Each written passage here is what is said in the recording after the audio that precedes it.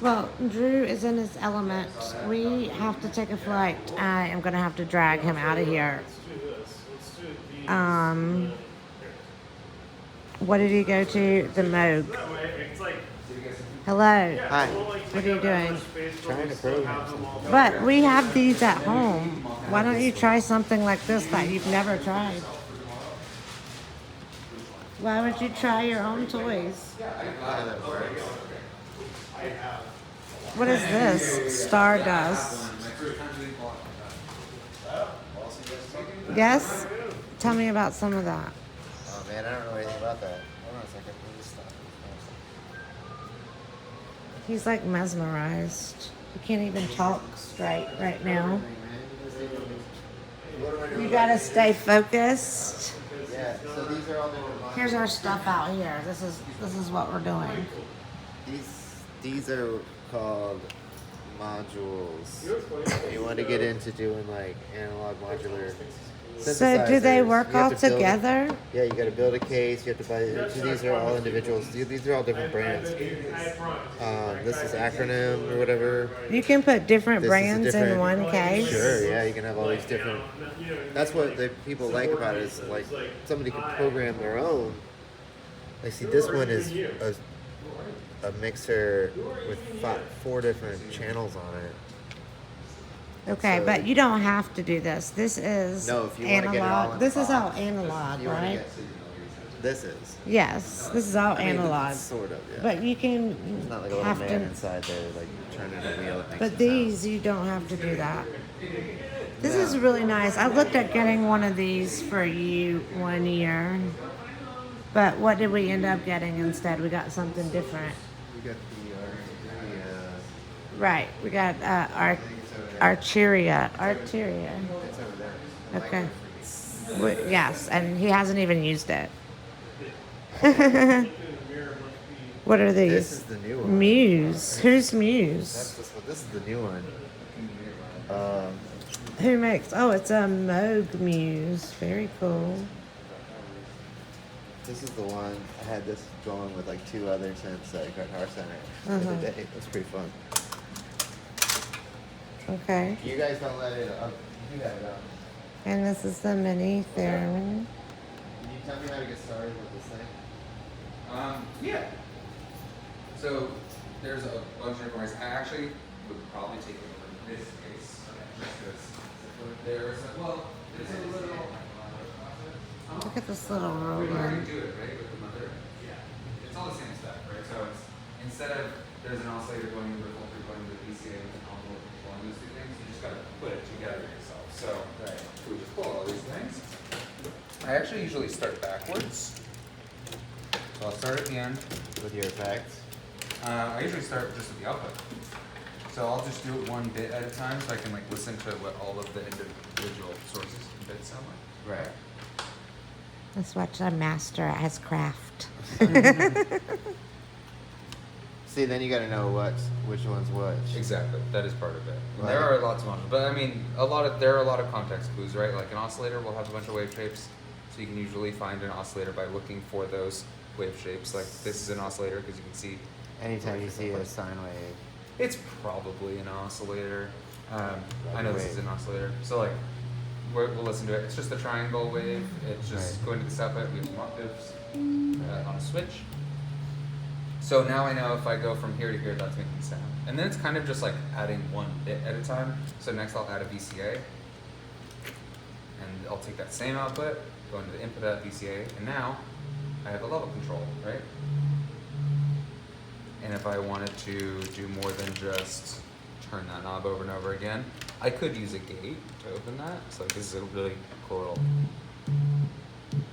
every time I'm touching this now, a note will play. If I want an envelope associated with that, I can run that into an envelope generator. I'll use a shorter cable for this because I don't need one quite so long. Go into the gate input. Now I should see, whenever I touch this, that gate goes. That means I'm doing it right. I'm going to take the output of that envelope and go into the control voltage input of our VCA.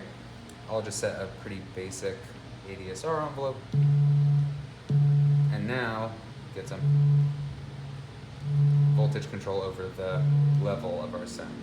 if I wanted to add a filter, let's say I used a more harmonically rich oscillator sound, I could take that and go through a filter first. So if I go into Polaris, take the output of Polaris, go into the input of the VCA. Now I have control over the harmonic content of the sound, right? And I could use the other envelope associated with this module. That would be the second part, which takes the same gate and just normals it downwards. So every time I play a note, I actually get two envelopes out, because this is kind of classic voice architecture. And I can modulate the cutoff of my filter. So if I have this sustain not at 100%, it'll go to 100%, and then it'll actually settle down lower than the top. If I have this all the way up, yeah, especially if I offset this just a little bit, this becomes like, when I'm holding it, where does it land on? That's fun and all, but I can just like, I'm only playing one note. And I use this over and over again. Not as fun, but if I wanted to, I could instead use a sequencer. The sequencer. Right, so we're divided up into sections here, right?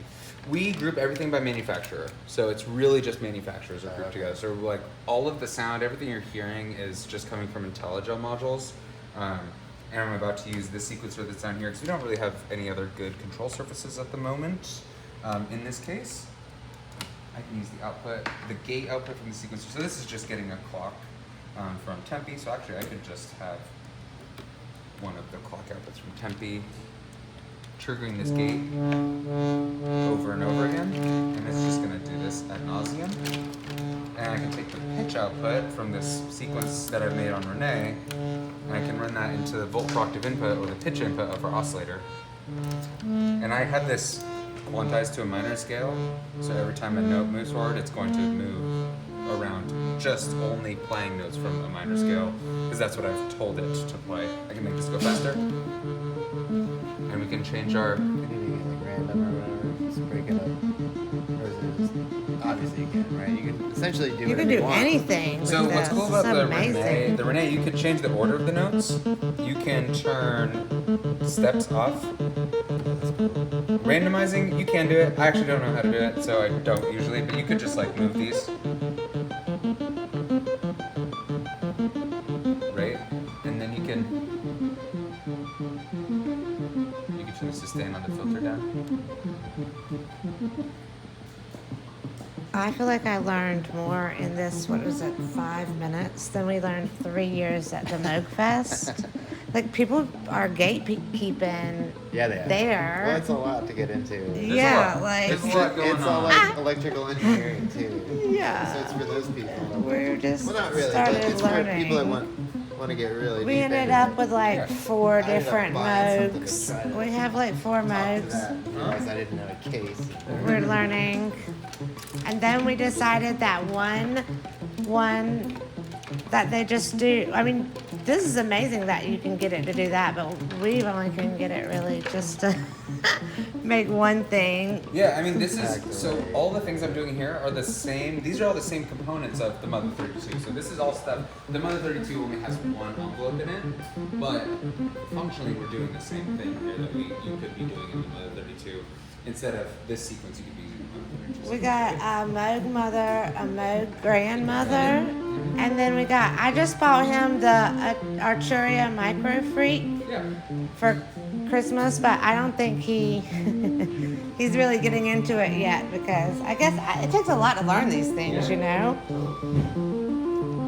This one, I got this. Then you would add a bass swell underneath it. I just keep doing the same thing we just did, just with other, you would need more Yes. sequencer channels. So you just described adding a second voice, which means adding So a second now- channel. So I could have another sequence, right? This, Renee has 2 sequencers in it. This is where you come. This- Control voltage. Yeah, this is just Renee. You get to the point where actually, We only just looked at a couple of them, but I mean, people that are into this, They can spend hours in here. I feel like this guy is gonna get Drew to buy something. Well, he could be here all day. These are drum machines, right? That's what I was saying about this. This is the Roland. They're sequencers, right? So you just program a beat into them, and now you can program like a bunch of beats into them. You can loop beats. I'm just beginning to learn about them. But what he's saying over there is that you can add all these things together, and then you can learn things.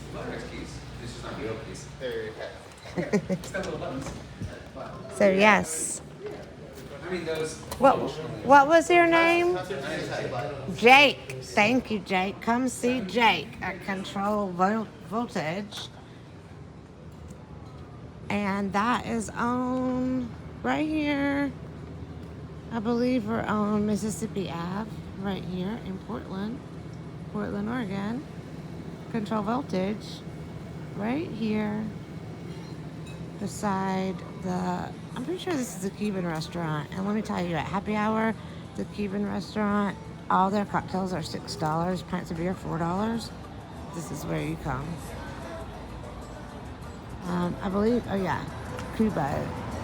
And the drinks are strong, and I think the happy hour is like from 4 to 6, 2 to 6, something like that. That's just a little secret. Anyway, if you're into synths and stuff like we are, check out all our videos from Moogfest.